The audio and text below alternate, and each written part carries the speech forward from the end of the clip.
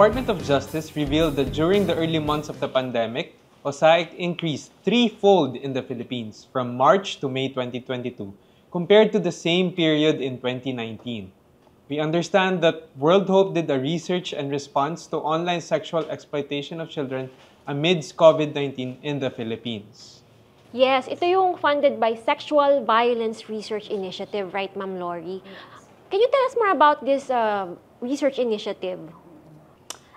This was initiated by World Hope International, no? So sa SBRI, so they got interested dun sa research. They funded it to para mas ma-implement po yung programs. On that research, you touch on the impact of OSAIC on the mental health of the survivors.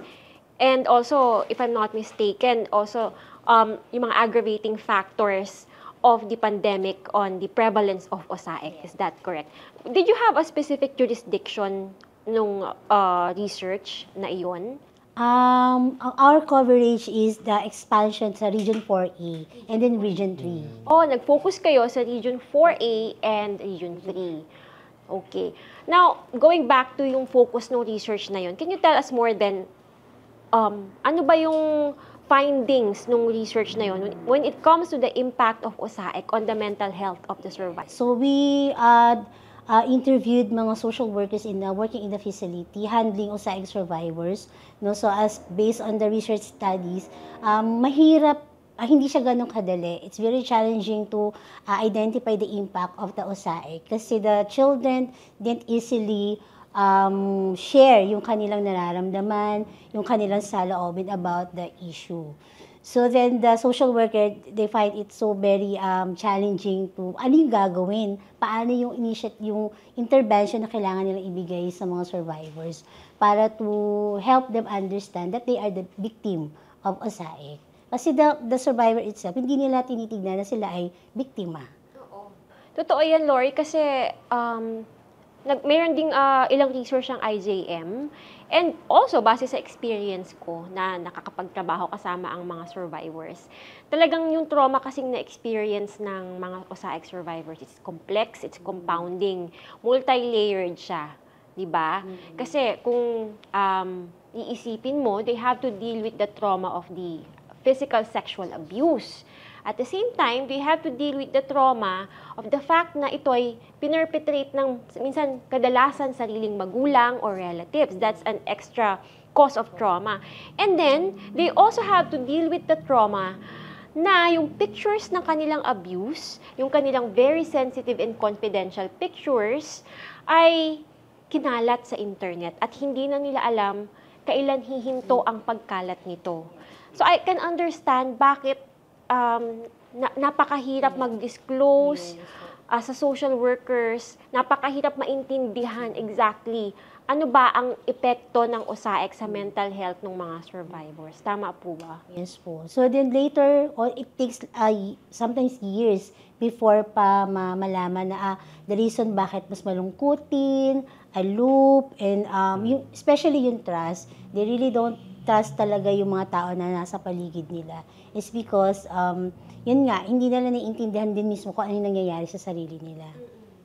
In addition to that din also, yung mga, in terms of the legal matter, no, yung mga bata, hindi talaga sila hindi madali. Talagang, most of them, hindi sila nagbibigay ng information about the issues, the concerns, kasi they don't want maging bahagi o makasuhan yung kanilang member of the family.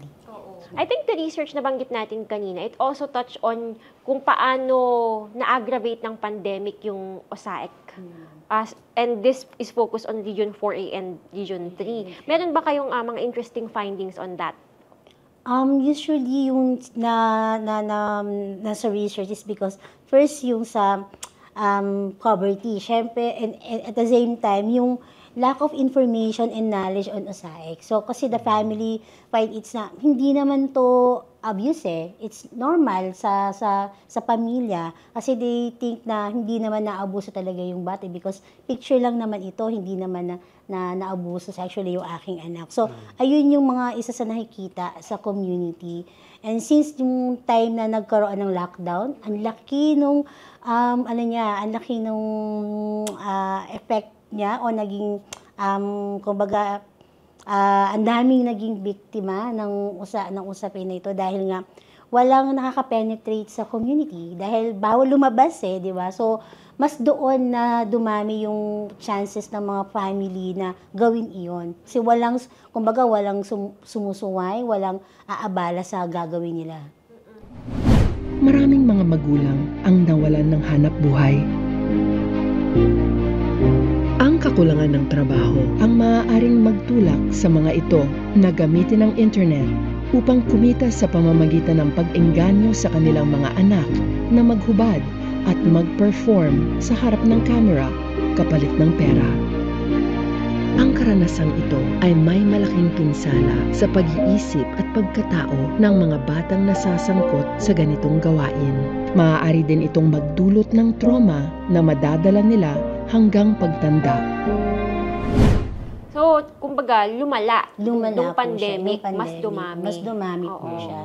So, yun. And then, ang masakit lang dito sa nakita natin on the study, hindi nga nila ito tinitignan as abuse, even the family members. Parang it's a natural activity lang.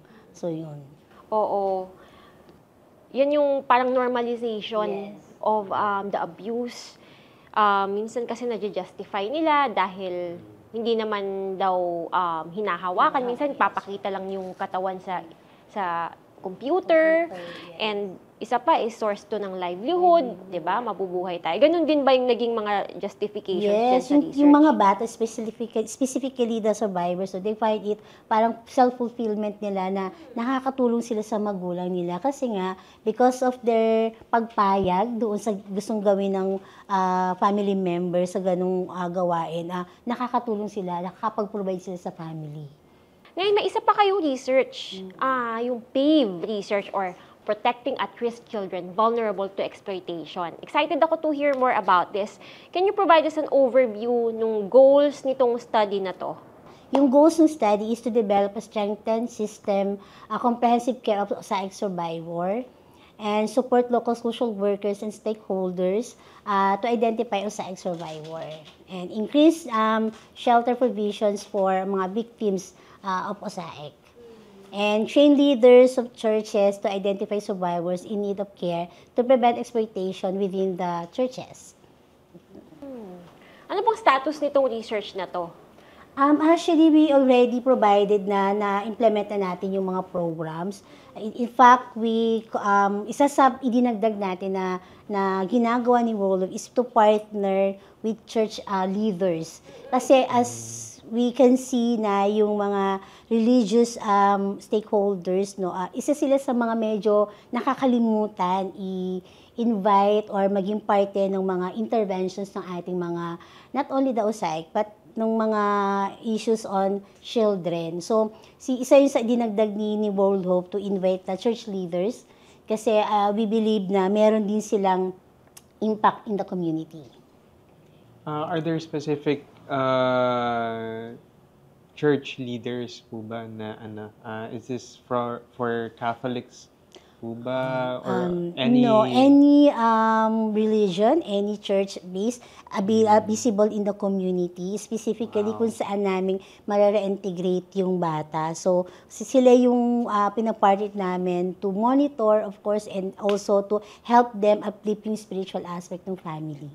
Alam nyo po, off-cam po, nag-uusap po kami ni Miss Lori about how it takes a village to raise a child, no?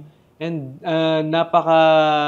po siya, relevant doon sa first goal na na-mention ni Miss Lori kanina, which is to develop and strengthen systems for comprehensive care of OSEC survivors, no? So, can you tell us more about that goal po, kung paano po na build po ng organization?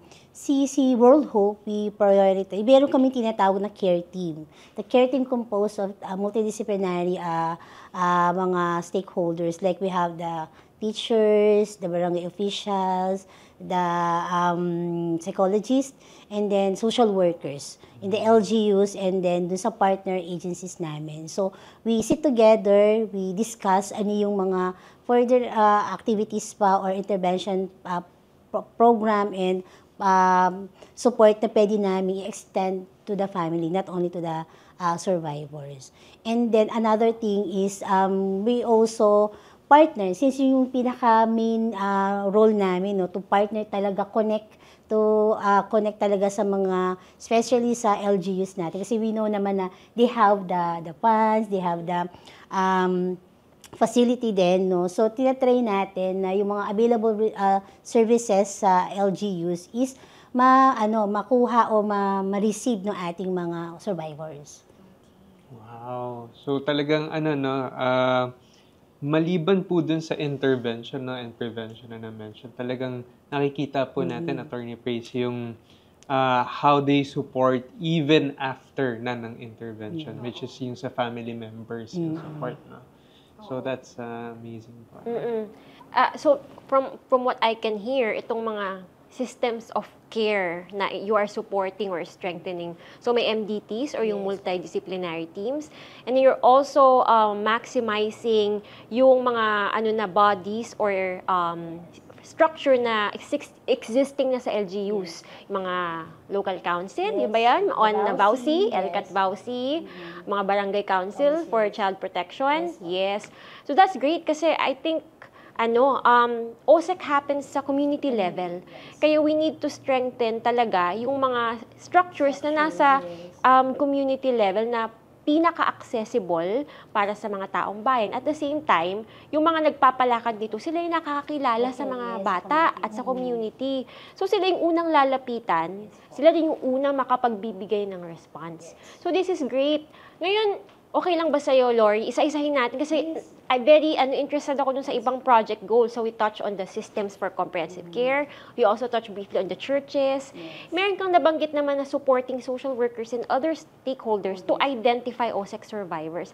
Why did you find this very important to include dito sa goals? Especially kasi gaya ng nabanggit nyo, attorney, kanina, no, yung mga nasa grassroots natin, yung mga BAUSI, BCPC officers, and yung mga community social workers, they are visible in the community. Kumbaga sila yung first responders Kumbaga, kung hindi sila known doon sa issues, how they can respond, so, and how they can identify. So, ang ginagawa namin, we provide ng awareness campaign sa mga community social workers natin and other stakeholders in the community, specifically the red flags ng OSAIC. Oo.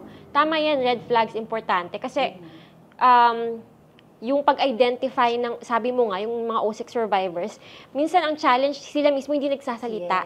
So, kailangan ng intervention from the outside. So, it's good talaga na it's part of your project na i-train, i-educate, i-capacitate ang ating mga local stakeholders to take a proactive move when it comes to identification of the survivors para we can provide the relief that they need.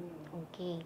Yung pangatlo, Kuya Pao, yung strengthening comprehensive service delivery with a focus on mental health and legal service.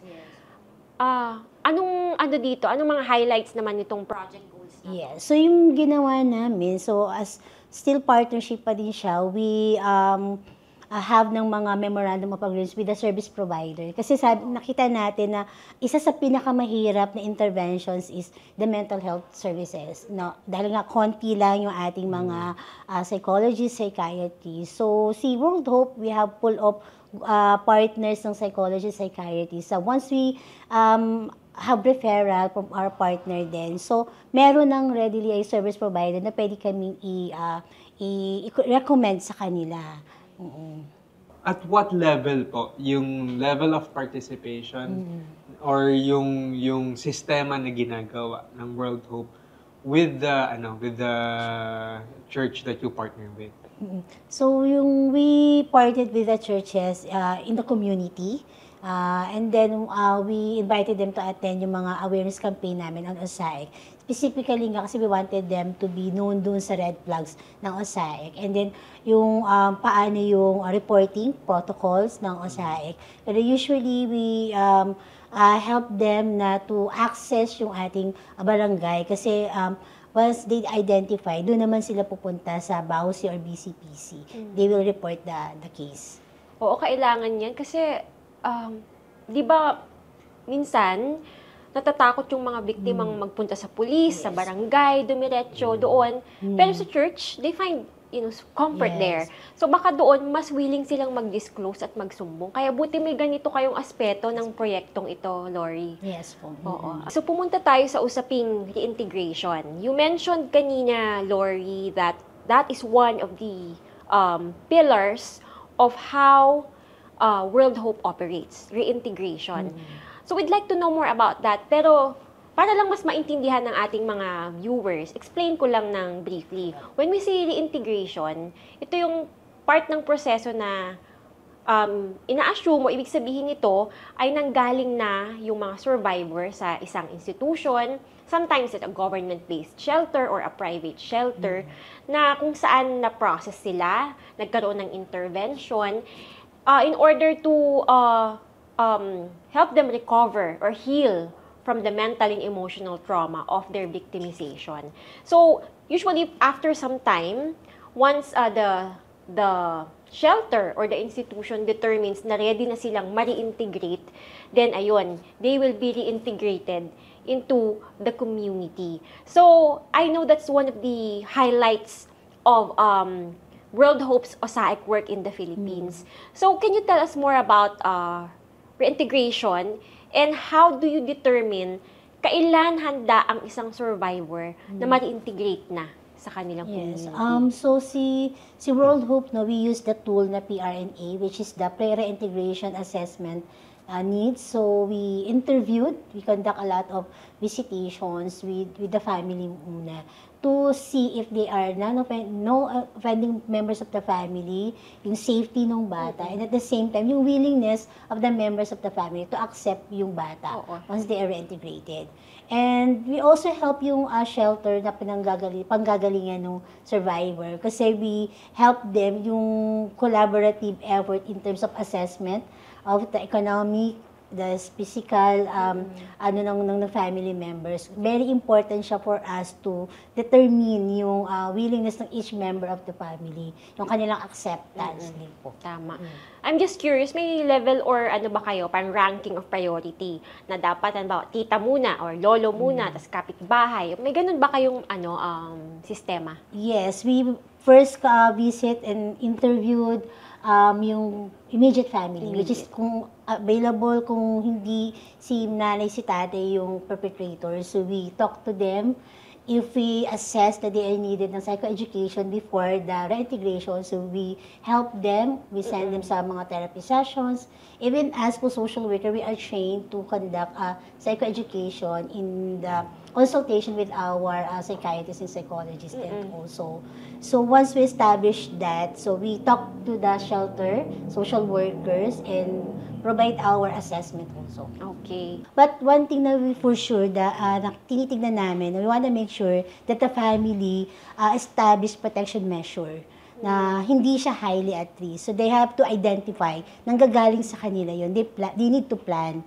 Kasi if they can show na ito yung plano namin, ito yung pwede namin gawin, it's a manifestation na they are really prepared and willing at some point na gusto na nilang maibalik yung bata sa kanila. But of course, hindi doon natatapos yun na porque meron na silang plano, is okay na siya. That is why yung reintegration, hindi siya one time, big time lang din siya. So, it really a process pa din siya. Kaya merong tinatawag kami na care team na si LGU social worker takes a big role din po dito in the monitoring. It's a collaborative effort talaga siya to ensure na yung sinabi ni family na ito yung aming protection measure sa aming anak na kapag ibinalik po siya sa amin.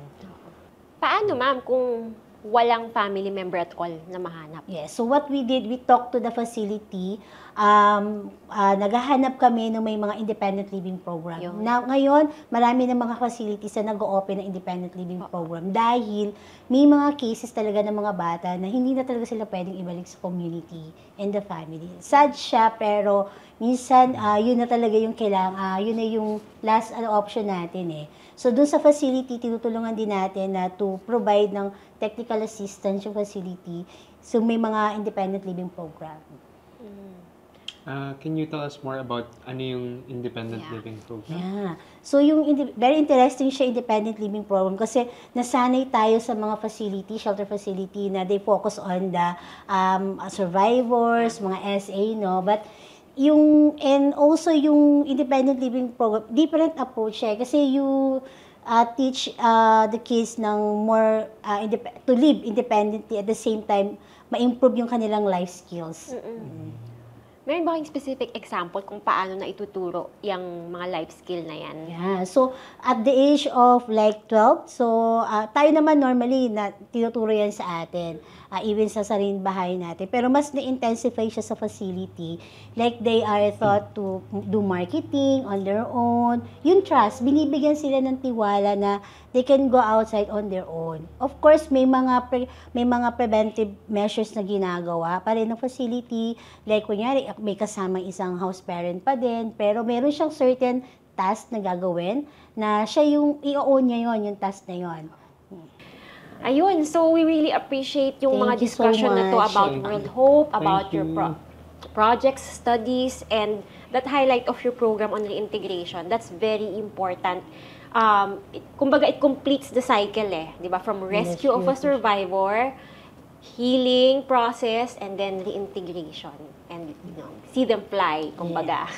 Thank you very much Thank you again, so no, much. Lori. But as we wrap this episode up, meron po ba kayong final message for our viewers?